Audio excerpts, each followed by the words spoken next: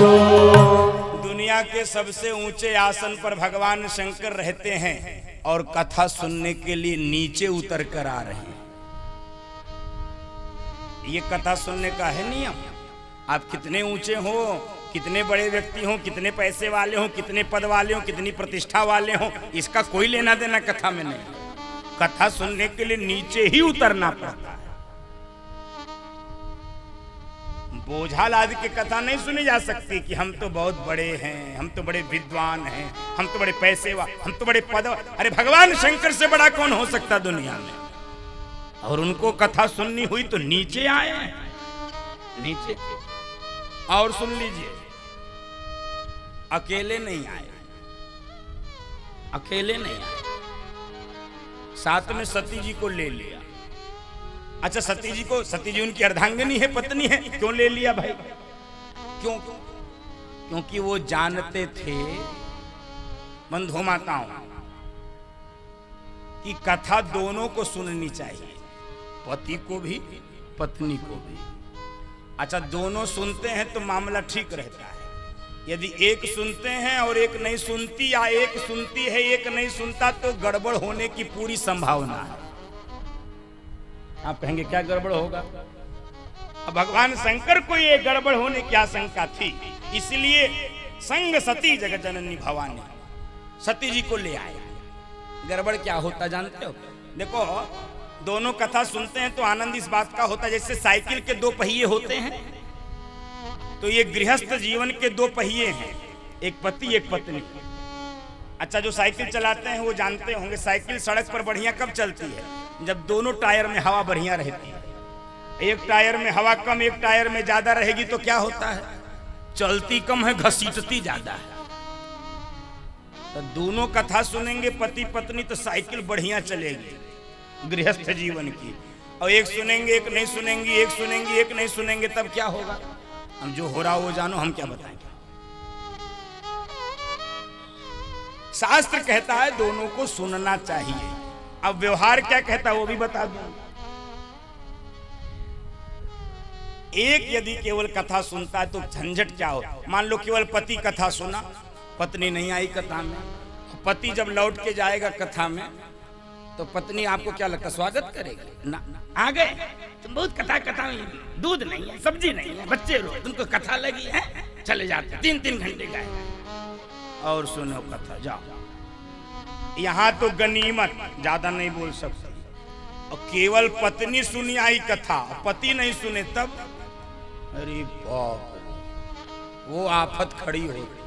ये जैसे घर पर आइए आइए, अरे आप तो कथा सुन के आइए, अरे आजकल आपका बाबाओं में बड़ा मन लग रहा, ले सुनिए को। भगवान शंकर इसी झंझट को खत्म करने के लिए संग सती जग जननी भवानी, संग सती जग जननी भवानी। सती जी को लेकर आए बंधु माता, अकेले नहीं आए, ले आए। चलो देवी लेकर कहां आए? कुंभज ऋषि के पास। अब एक तो सती जी का मन नहीं था, ऊपर से जब कथावाचक का नाम सुना और दिमाग खराब हो गया। इनको लगा कोई बढ़िया कथावाचक को बुलाए होते, सुनना ही होता तो बढ़िया कथावाचक के यहाँ चलते। अब कुंभज से कथा सुनोगे? कुंभज माने क्या होता है? कुंभात जायते इति कुंभजः। कुंभ माने घड़ा, घड़ा से उत्पन्न होने वाले को कहते हैं कुंभज। जो घड़े से पैदा होता है उसे कुंभज कहा जाता है। तो सती जी सोच रही थी, अरे कम से कम ठीक आदमी से कथा, अब घड़े के बेटवा से कथा सुनोगे तो। अब इनका माथा खराब हो रहा है। इनका माथा खराब क्यों हो रहा है ये भी जान लीजिए। ये बेटी किसकी है? दक्ष की। और दक्ष यानी अहंकारी। इसलिए भगवान शंकर जहां श्रद्धा से कथा सुनने गए हैं वहां पर इनको संदेह हो रहा है। और कथा में संदेह और संशय की आवश्यकता नहीं होती है। कथा में श्रद्धा और विश्वास की आवश्यकता। सुन रहे थे, अब सती जी का दिमाग खराब हो रहा था कि बताओ ये किसी और कथावाचक है, इनका दिमाग खराब है, इनका दिमाग खराब है। वैसे तो दुनिया की हर पत्नी को यही लगता है कि उसके पति का दिमाग खराब है। उसका पति कितना भी विद्वान हो, उसकी पत्नी को लगता है ये। बस मैं शब्द नहीं बता रहा हूं क्या लगता है, लेकिन समझ लो क्या। अब कथा सुने तो भगवान शंकर के मन में इच्छा हुई, जो मैंने आपको महात्म के प्रसंग में बताया। क्या इच्छा हुई कि जिसकी कथा सुने हैं आज उसका दर्शन हो जाता, मेरे इष्ट का, मेरे राम का दर्शन हो जाता। क्योंकि यही कथा की सार्थकता है बंधुओं माताओं। कथा सुनते सुनते सुनते मन में इच्छा हो जाए उस राघव के दर्शन के, उस ठाकुर के दर्शन के, उस बिहारी जी के दर्शन के, दर्शन हो जाए। और जिस समय कथा सुन के दक्षिणा दे के भगवान शंकर कुंभज ऋषि को आश्रम से बाहर निकले, और ठीक उसी समय भगवान राम लक्ष्मण जी के साथ अपनी पत्नी जानकी जी को खोजने के लिए दंडकारण्य में विचरण कर रहे थे। जानकी जी का अपहरण हो गया है रावण के द्वारा। भगवान खोज रहे हैं, रो रहे हैं, और भगवान शंकर को दिख गए। कौन? मेरे प्रभु दोनों हाथ उठा के जय सच्चिदानंद जग पावन, अस कहि चले मानो जन सावन। राम सिया राम जय जय राम, राम सिया राम जय जय राम। जय हो जय सच्चिदानंद। सती जी ने कहा ये किसकी जय जयकार कर रहे हो हैं? ये कौन है जो दोनों हाथ उठा के नाच रहे हो? अरे देवी, यही मेरा इष्ट है, यही मेरा राम है, यही रघुवीर है, यही तो अखिल कोटि ब्रह्मांड का नायक है, यही तो ज्ञान घनीश्वर है, यही तो सच्चिदानंद है, यही राम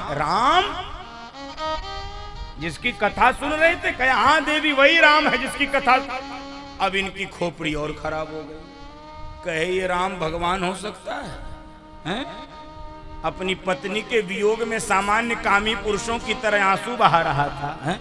हे खग मृग, हे मधु कर श्रेणी, हे खग मृग, हे मधु कर श्रेणी, तुम देखी सीता मृग नयनी, तुम देखी सीता मृग नयनी, हे खग मृग।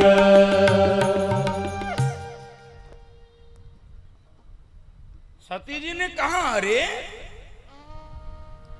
जो सामान्य कामी पुरुषों की तरह आंसू बहा रहा है अपनी पत्नी के वियोग में, वो ब्रह्म हो सकता है कहीं? वो कहीं भगवान हो सकता है? और यदि ये राम भगवान है तो क्या इसको नहीं पता किसकी पत्नी को कौन चुरा कर ले गया है? ये राम भगवान नहीं मानी। देवी यही राम है, यही रघुवीर है, यही मेरा इष्ट है, यही नहीं मानी। अब पति 4-6 बार तो पत्नी को मनाता है और जब नहीं मानती तो पति भी जानता है मानेगी नहीं, तो क्या कहता है, जाओ जो मन करो, जाओ जो मन करो। कितनी बार मनाएगा? भगवान शंकर ने कई बार कहा, देवी ये राम है, नहीं मानी। तो नहीं मानी तो भगवान शंकर ने कहा, जाओ परीक्षा लेकर आओ। जो तुम्हारे मन अति संदेह हो, जो तुम्हारे मन अति संदेह हो, तो कीन जाए परीक्षा ले हो, तो कीन जाए परीक्षा ले हो। जो तुम्हारे मन अति संदेह